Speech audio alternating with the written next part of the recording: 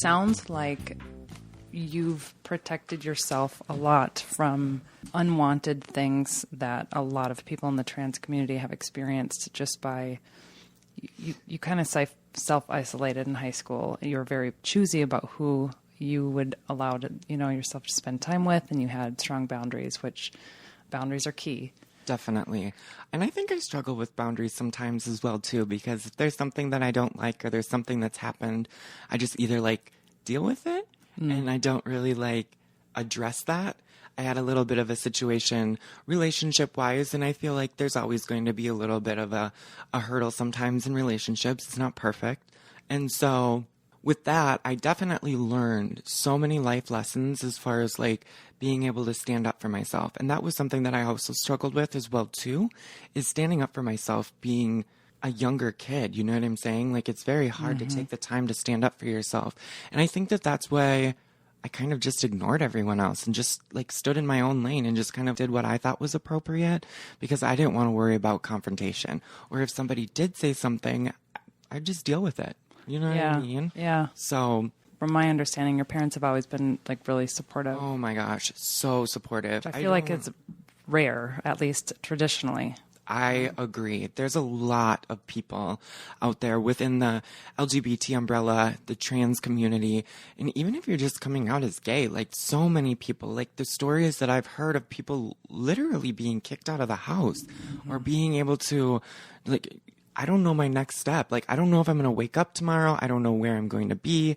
I have to sleep at a bus stop. All of this kind of stuff that people have to deal with that you just don't realize until you hear it for yourself. And it's just so sad. So I'm very, very, very fortunate for my family, my mom and dad, my sister. They've always been by my side through everything. My mom is one of my best friends, and she's my life coach and everything that I've needed for myself. She pushes me to be a better individual, and I think sometimes I struggle with that.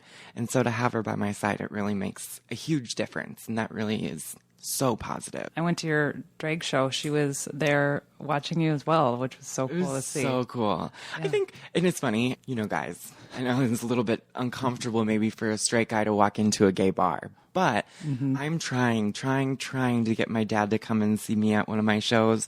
I show him videos and pictures, and he's still super supportive, and he thinks that the talent that I have is so cool, and I'm fortunate to showcase it in Minneapolis, and that's so awesome. But my mother, she's brought her sisters and her mom and everybody else to my current bar that I work at right now, which is Lush, and that's over in Northeast Minneapolis. Everyone showed up one day to a brunch, and that was probably one of the most special days that I've ever got to experience, because the love and the support that they showed me, and maybe because I don't spend as much time with my family just because I'm so busy within the community, right, that they had that opportunity of coming and visiting me at a show was just so rewarding. So I really appreciate all the support that they had as well, too. That's super cool. Yeah, definitely.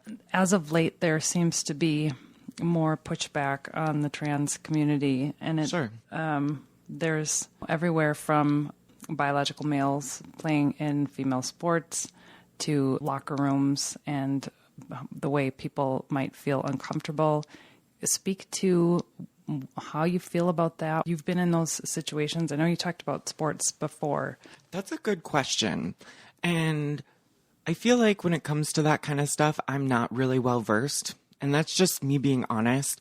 I never had the opportunity of being in a situation like that. And I feel really bad for the people who are in those situations and they don't have the opportunity of fulfilling themselves in something that may be strictly for men or strictly for women. I honestly think that if you show up for what it is that you are interested in or what you have as far as a passion goes, regardless if it's a male or female sport, because I think that anybody can have the opportunity of doing whatever they want, whenever they want. That's a really good question. I guess I really haven't delved into it. Yeah. Well, and it's complicated because when I see it from your point of view, I understand where even a young kid or a kid in middle school, being in boys' gymnastics felt foreign and being in girls' gymnastics felt a lot more natural to you. And so that was frustrating. And on the flip side, I see biological males who have transitioned have been in boxing, for instance. I think that's cool. So Okay, so yes, Okay, so one more time. ahead. Biological men. biological men have been competing in female boxing. So there was a specific incident with Fallon Fox, as the male to female, when she was in a boxing match, and because of her biological male stature is typically stronger, the makeup's different. Correct. And the other female ended up with a cracked skull because he was a lot stronger. Became she. Correct. Yeah. I think, to be honest with you, if it were something that were open, I think it'd be cool if they had specific sports for trans people. You know what I'm saying? Yeah. I think that would be really cool because, like you are saying, yes, a cis male, their physique is a lot stronger than a cis female. And so having that in your life, I think, is a little bit more tricky. And it's almost like that female had to pull back or should have pulled back to take away some of like that strength that she had. You know what I'm saying? Just so it made it fair. Right. It's good to talk about. I really is. Like I said, I haven't dove into any of that kind of stuff. I don't know why. Very interesting. It is, and it's super nuanced, right? There's not like an easy black and white answer. And I think that's one of my biggest frustrations with current society is people either think A or B. It's black or white. And there's all these stipulations that come in and kind of throw the conversation into another way. So I look at Dee as when you were a young boy as Derek and thinking, well, yeah, it would have made sense for you to play female gymnastics. Like that just makes sense. Right. And then you think of adults who are competing in certain sports, like the swimmer who has beaten all the records in female sports, male to female. I think that's so cool. She's cis male, but transitioned. Right. Okay, sure. Yes. And so for females who have been competing in that sport for a long time, and for someone to come in and just like blew everybody else out of the water, right? They're feeling frustrated by that, and a lot of people in the community are saying, "Well, that's not biologically fair, right?" Maybe not biologically fair, but at the same time, if this person identifies as female and they happen to be trans, I honestly don't think that they should be outed for any reason because they had the physique of a male and maybe carry on some of like that strength, but taking that away from someone, I don't think is super fair, if you know what I mean. Say this person comes in and does take all these people out of the water because they're just so good at what they do. Good for them. But I don't think that they have to be outed, for instance. Or even if it wasn't a trans person per se, and this woman was just built better than maybe some of the other women on the team, and that person just took them all out of the water as well, too. You know what I'm saying? And just really did a great job. Yeah. I think it's fine. I get what you're saying. And just as devil's advocate, to show kind of the other argument, like picture you went to school on athletic scholarship and you are trying to compete and you're doing well, and then in a female sport, and then a biological male who's transitioned to female comes in, and everybody who is right here gets pushed back, and this person's skill level's up here. Right. Because of the physique. And so that has been happening in a number of sports. And so I think that's part of what's giving the trans community a pushback, which is unfortunate because it's such a small piece of it, but it's also changing the way in which sports are being conducted. And definitely. And so where is it that line that people are able to compete with people of the same structure? Sure. Isn't it crazy? Yeah. And I feel I would personally like to be well versed on all of that kind of stuff, so I have more of an opinion. Yeah. Who knows? Maybe my old soul doesn't kick in for that kind of stuff. But no, I can see where I understand what you're saying by all of that. And I think let them compete. Let them do what they want to do. And I think that it's sad that we have a pushback because of something like that. And I don't think we necessarily should, per se. Had you ever experienced anything in like going out in public? Have you with like public restrooms, anything like that? Have you ever been accosted or has anybody mistreated you? Anything? I think when I was younger, before I transitioned, I had more of an uncomfortable feel to it, Okay. especially in the men's restroom where I know for a fact that I was not going to stand in front of a urinal. That felt so very uncomfortable for myself. And it was definitely just like not a gender norm that I saw for myself as well, because that just was uncomfortable. So I would just use one of the stalls, just like maybe anybody else who is struggling with being trans or not really knowing how to navigate like a restroom, for instance. I did get some weird looks when I would walk into a restroom, but I never had anyone actually physically say something direct towards me, or I never had anybody do anything that made me feel personally uncomfortable or victimized. And then once I realized that there were family restrooms, I could be a family with myself. And so I just started doing that instead. Right. And it made it a lot easier. I think it was the first couple of years of me being female, I started using the women's restroom. And then after I transitioned medically is when I felt super, super comfortable. And I do this thing where when I'm out in public, I kind of like play around with my voice. So when I'm out or when I'm performing, I kind of use a little bit more of a higher register in my voice. And it's funny because I can kind of just turn it off when I get home and I don't have to worry about feeling like I have to talk super feminine around like my personal family. You know what I'm saying? I want to hear it. So as far as like, I mean, like right now I'm doing the best that I can as far as like just having more of a feminine voice. But then when I get home, I just drop it because I don't even care at this point. Right. You know what I mean? And I don't really care that people hear that voice in me, but it's nothing that I shoot for. Right. Definitely. So yeah, the restrooms, I think that that's something a lot of other people struggle with as well too. Personally, I haven't been a victim of something like that, but once I transitioned and I had a lot more smoother features on my face and I had those physical changes where people would look and not really question any of that kind of stuff because it was easier for them to realize, oh yeah, that's a female. And I really wouldn't talk in the restroom or do anything like that. And I just made it easier for myself as well too. Yeah. For sure. That's great. You haven't had a lot of experiences with that. Do you have friends, people in the community who have confrontations? That's a good question. I might not be something that they should share. I don't think so, really. I think it's a little bit more personal. And what I have as far as like a lot of like the venues and places that I go to, they've got all gender neutral like restrooms, or like for instance, you walk into the bar that I work at and the restrooms are all individually closed with doors that lock and you can't see underneath or above, which I think is super cool because it gives the privacy for anybody to use the restroom and not have to worry about, oh, it's so uncomfortable to be in here next to like a cis female when I'm trans. And they may not know that, but in your head, there's so many other things that it's going through that you're really not like sure on. You know what I mean? Right. So no, I personally haven't been a victim of something like that, which I'm very fortunate for.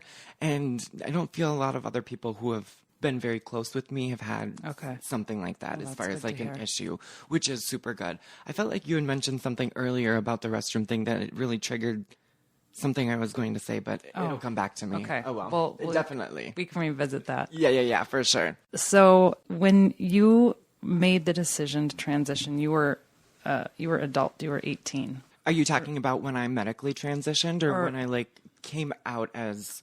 When you started taking like hormones, you were 18, correct? Yes, I was. Okay. Yep. And that was something that I wanted for myself as well, too, because I don't think my mother knew where to go with all of this. I don't think anybody in my family really knew what to do as far as like, hey, this is what I'm feeling for myself. I don't know really how to navigate this. I don't think my mother really knew how to navigate it as well, too. And so having Joey, who is my partner in my life, to kind of help navigate where to go and how to do things really helped me in my transition because he had already been going through it for 4 years. And so there's a clinic in Minneapolis by the name of Smiley's. Gave them a call one day and I had set up an appointment to talk about this kind of stuff. And most of the time with people who go into a clinic and have any type of like transition or are going to medically change something that is super dramatic, a lot of the times is the provider of some sort will make you go through a lot of therapy and questions. And are you sure this is something that is right for yourself? And do you feel comfortable with this? Like there's a lot of questioning and things like that. And some people don't even get that until like a month on like therapy and like talking to other people to make sure that they are mentally ready for something that is so drastic. And I didn't realize that until Joey mentioned to me one time, estrogen is probably one of the powerfulest drugs out there. Like I didn't realize how crazy it was prior to having testosterone run through my body and then to have that go through my system It's is wild. like, oh my gosh, this is not what I was expecting. But then also I tell myself this is something that I would never want to change, and I would never ever go back and do something different. Everything that I pushed myself through as far as like all of the blood work and all of like the testing and all of like the medications that I'm on, it's a huge change that I put myself through, but never ever would I turn around and stop doing something like this, because it's always made me feel so much more comfortable and technically like at home. You know what I mean? So that's super nice. Yeah. And like the hormone thing, like I was kind of saying that when you go in there, you have to go through a lot of processes and different procedures and things like that before they're okay to like prescribe you this medication. I went through and kind of just talked about what I needed to with them, and they prescribed that medication for me the day of. So I actually got the medication that next day, and I took it that afternoon, and I kind of planned it out so I could do it on that 12-12-12-12, which was super cool. Yeah. And I was very fortunate that I didn't have to go through anything else. And I don't know if it was the way I explained it, the way I looked, or what it was that I did that made them so comfortable just to say, yeah, I guess it's ready and it's time for you to transition. I was a teacher for 12 years in a high school, predominantly in alternative schools, where a lot of my kids my students, I still call them my kids. I love that. That's awesome. Yeah, my babies. They would consider themselves as they didn't really fit in with the grain, and we were this kind of like group of misfits, alternative school, and many of them were always exploring with just who they were. Sure.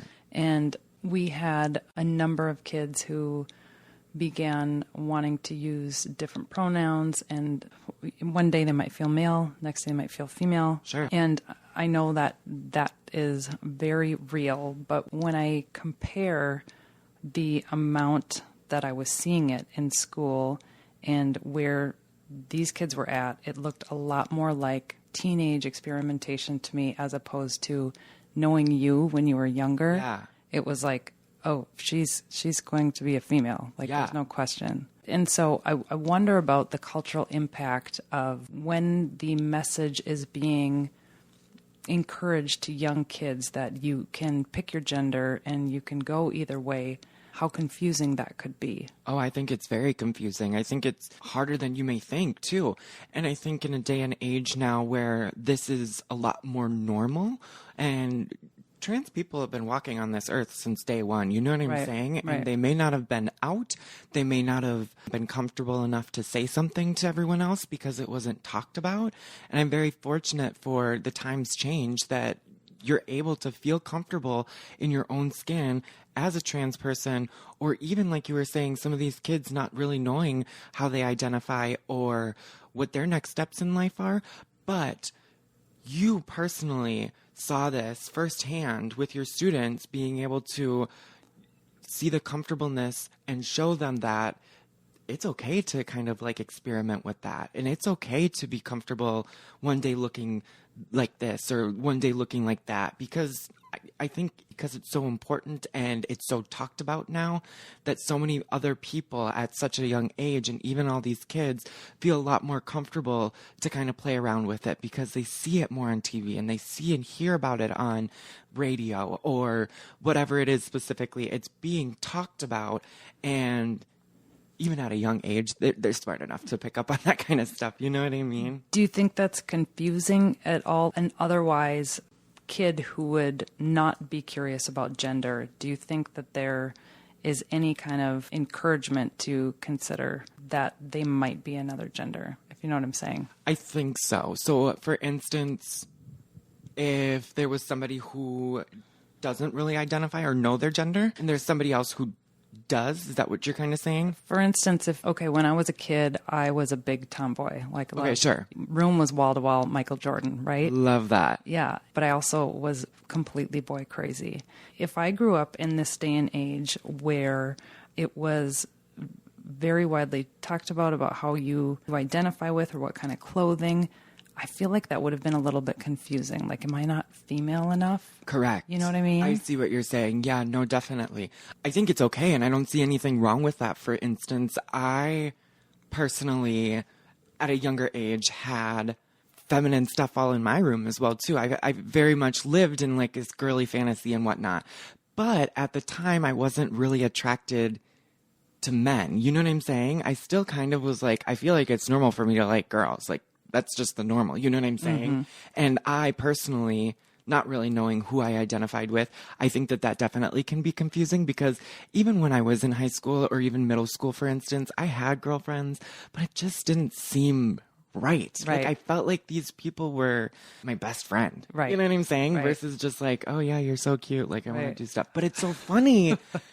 It's so funny that that's the case, because I am definitely attracted towards somebody who is trans, or somebody who is also maybe under a butch category in feminine features. You know what I'm saying? Mm-hmm. I don't know. Mm-hmm. It's very tricky. And I feel like I'm very fluid with my gender. I am transgender, but at the same time being more pansexual. Like, I like the person for who they are and what they have to offer, versus you're a boy, I like a boy, or your gender is. Yeah, pretty much. Definitely. I think that that's super important. Mm-hmm. And would you say your partner is of the same thought process? Yeah, and we've had this conversation before as well, too, where he's definitely more, and he's admitted to me before as well, too, if he had a choice, he sees himself as more of a gay male. And I personally see myself as, I can't say lesbian, because that's not technically the right term. But if I had to push it more in that direction, I would say I fit more in like that category, if anything. Mm. But the two of us just talking openly, we both just like who we like for who they are. And I don't think that you have to be with a certain person because of a certain reason. If I thought that there was a straight guy that was super cute, great, I'll go talk to the straight guy. You know what I mean? Like, I don't really care. But yeah, we're definitely like-minded in that as well, too, which is super cool. So what do you think about, there is this whole new section of people who are identifying as furries. Okay. Have you heard of this? Followed this? Okay. I have. So the first thing I thought of when I heard this was, if I were part of the trans community, I would feel very frustrated at this movement, because I feel like it starts to water down the reality of what you have dealt with as a person living in the wrong body. Correct. Have you done research on this? A bit. A little bit? Yeah. Personally, what are your thoughts? Do you think it's weird? Yeah.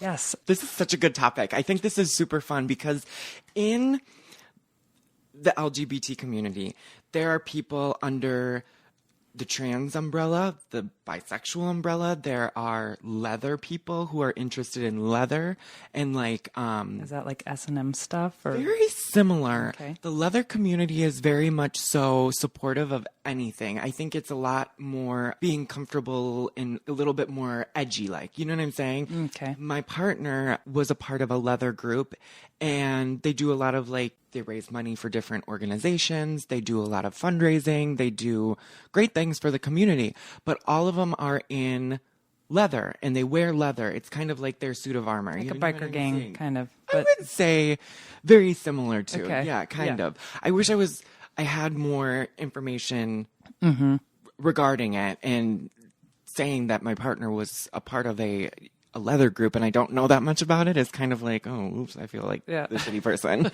But yes, so... Okay, we don't have to have all the answers. We don't. No, please, no, not all the answers.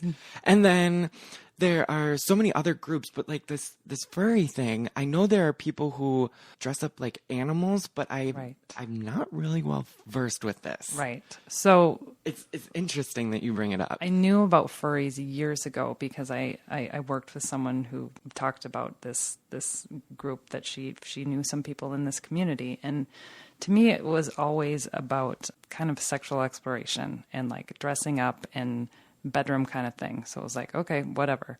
Right. Well, now it has started to come into the high schools and probably middle schools, but I know of just in this community alone, because I have friends whose kids go to this high school, that people are dressing up as cats, dogs, and saying that they identify as a furry. Well, there have been several situations where someone who identifies as a furry will bark at someone, and the person who is barked at will say something back, probably in colorful language. And then the person who uses colorful language gets sent to the principal's office. And what we're seeing is that the people identifying as furries are being protected. They're being allowed to bark and meow at classmates. Like, this is happening right now. This is so crazy. Okay, and my question for you is, when these people, because I know there may be like different types of furries, for instance, and the one thing that I know is, what is it, like a caricature costume, like, you know, Big Bird or Elmo or anything like that? Is it very like that? I mean, it can be, but I think so too. Or is it more or less like they have like a headband with like and ears like on a tail? That's usually what it looks like in high school. Got it. One of the biggest reasons I wanted your opinion on this is because I feel like this kind of rolls on a pendulum, right? So on the far one side, it's like, nope, there's two genders, there's no in between, and there's no, you can't. And some people see it like that. Yeah. Yep. Okay. And then you go to this very other far side, and it's like, you can be anything you want, including an alien, a furry, a cat. You can meow, and that's just who you are. And these are the voices that are the loudest, are the radicals on the right and the radicals on the left. Right. When the vast majority of us pretty much hang out in the middle, like most people I know are like, do you, whatever makes you happy. But it's these fringe ones that start to really take away from the stuff that matters in the middle. And it's so funny because they're so drastic on either side, but it doesn't, and I hate to use this term, and it's not normal. You know what I'm saying? And it's okay to live in a world where something isn't normal, but you proceed with it as being something that you're comfortable with. I think it's sad that a lot of like the people in the middle of this pendulum, like you were explaining, are losing a lot of attention, or sometimes they may have voices of opinion and they want to be heard as well too. Right. Why are these, is it because they're so different? Is it because, you know what I mean? Like, I think that's crazy. But this furry thing, is it only human thing, or did like real animals get involved with this too? No, I hope not. No, that's a whole other thing. From what I understand, it's people who feel like they most resonate with being an animal. Interesting. And so they dress up like them, they, bark, meow, whatever. And so most people think that is pretty ridiculous. Then it starts to make the real stories, like yourself, who was clearly a female from birth on the inside. Like, there's no question. Right. And there's nobody who has ever interacted with you, known you since you were a kid, that would say otherwise, in my opinion. Right. They would all say like, oh yeah, she was Dee from get-go. Oh yeah, so many people say that. And I know you're not the only person who would say something like that for sure. Like, I definitely, like, you can look at pictures and stuff, like, you see that transitioning happening already. And I had that conversation with my mom. I was like, you know what stopped you from proceeding with this transition? Why didn't you proceed with any medical procedures or anything? Because clearly you saw that was something that I was struggling with, and she didn't really bring it up in conversation. I don't know if it was because she was scared. I don't know if it was something that she didn't really know how to maneuver or go about. And so when it came time, I was a little bit older, and I had that conversation with her once again. And I was like, so do you still not know, like, what was happening? Like, why didn't you proceed with me transitioning a lot sooner? Because that's what was going on. And she's like, well, I realized that it was probably not much I could do about the situation.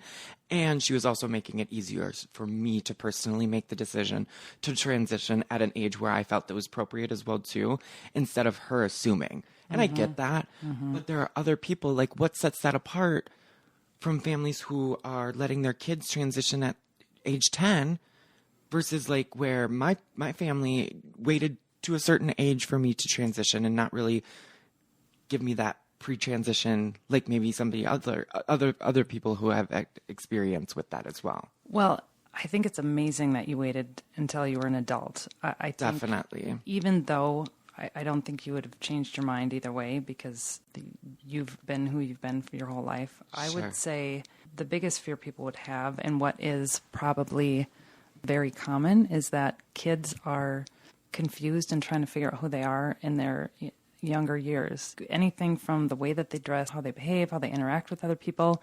And to do something like that is so permanent, right? Yeah. And there are tons of people out there who have tried to detransition because they did it too young of an age and they grew up and realized, like, now I don't feel right in my own skin. Right. And so I think the fact that you waited until you were an adult was brilliant. I think your parents, I don't know if they had the foresight or if they just really wanted to make sure that you made that decision on your own as an adult. But Definitely. I think they picked up on it, for instance, and for sure they picked up on something like that. But then it was super important for me to officially make that a transition for myself in that decision as well, too. yeah, there have been some more pushback from the community. Like, I'll just give you some examples. There's been drag show readings at elementary schools. Oh, yes.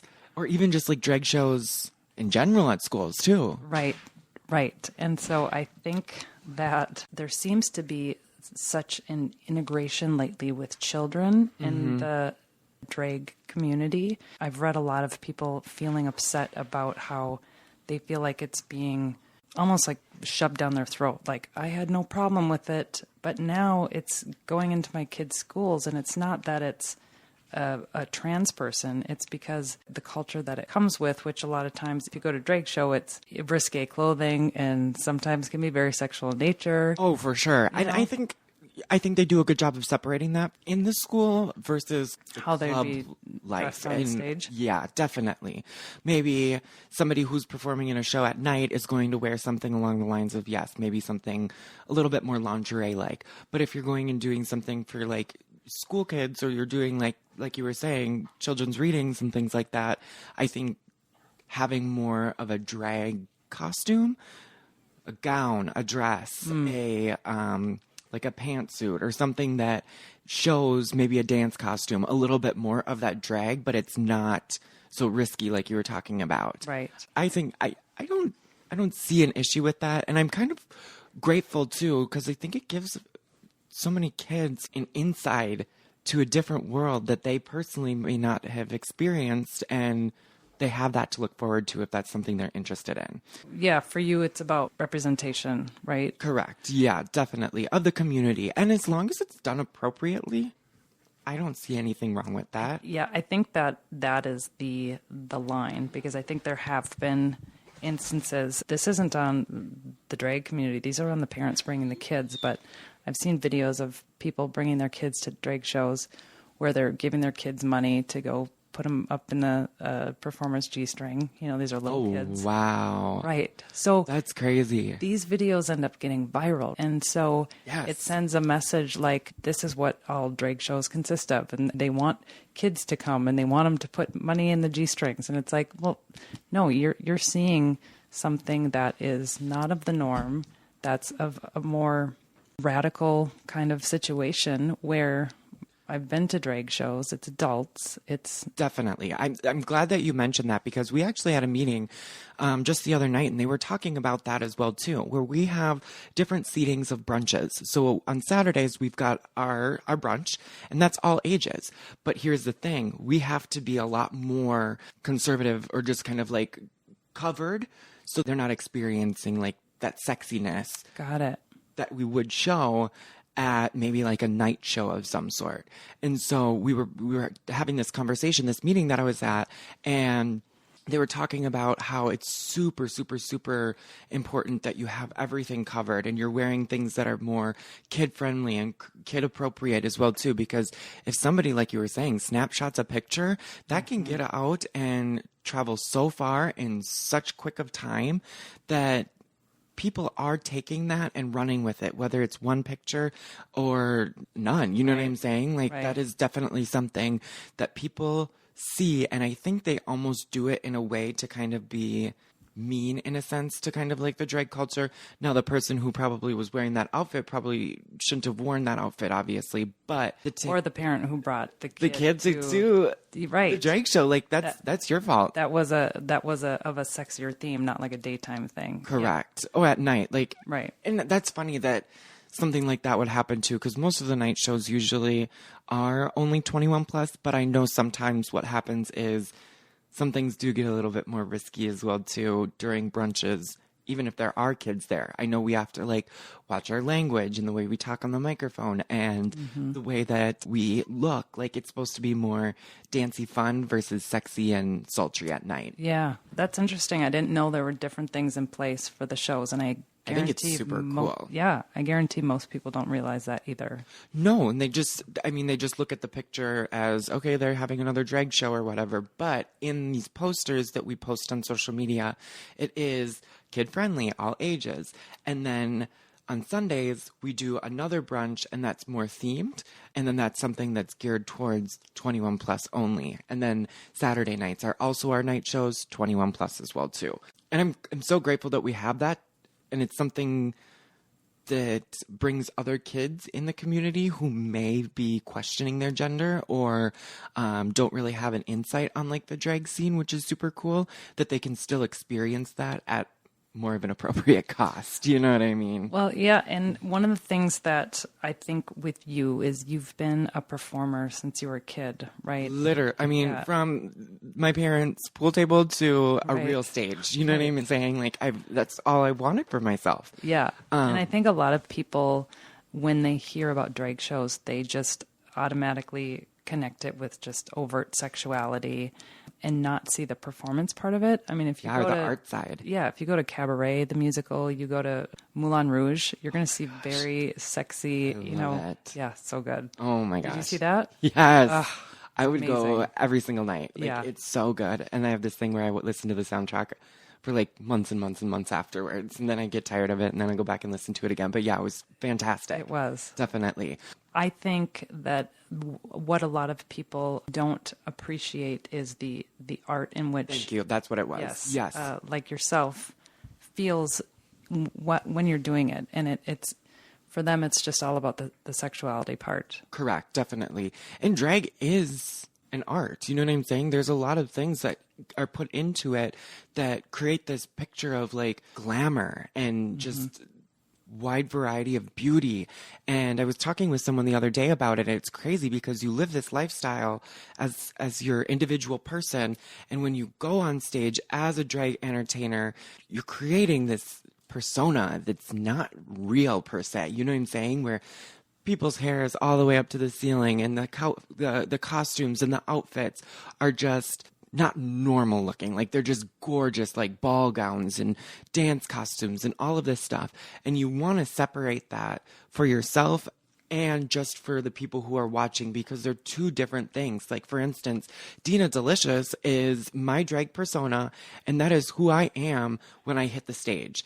But after I'm done with my numbers or once I'm all finished with that and I take that Dina face off, I'm back to being Dee. And so it's very important to have those separated because you don't want that to be one person because it's so dramatic. The drag transformation is so dramatic and there's so much that's to be offered. And that art piece is like no other.